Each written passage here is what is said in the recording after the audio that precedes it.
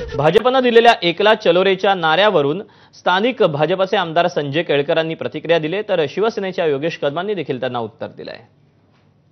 आणि गेल्या 20 वर्षांमध्ये अनेक वेळेला युती जमलेली नाहीये।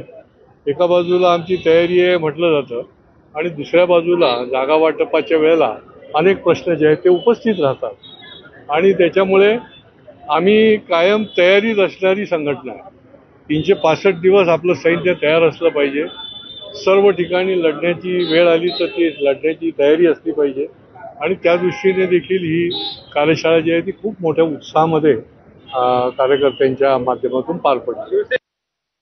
ठाण्याचा महापौर कोण असावा हे जनताच ठरवेल। महाराष्ट्रामध्ये शिवसेनेची सर्वात पहिली महानगरपालिका ही ठाण्याची निवडून आलेली होती। आज माननीय एकनाथ शिंदे साहेब हे स्वतः ठाण्याचे आहेत आणि माननीय एकनाथ शिंदे साहेबांनी ठाण्याच्या विकास कामाकरिता त्यांची दिवस रात्र एक केलेले आहेत आणि म्हणून मला वाटतं आपलं जे काही म्हणणं असेल ते आपण जाहीरपणे न मांडता आपल्या महायुतीच्या वरिष्ठ नेत्यांकडे जर का आपण मांडलं तर आपल्यामध्ये वादविवाद होणार नाहीत। दरम्यान यावर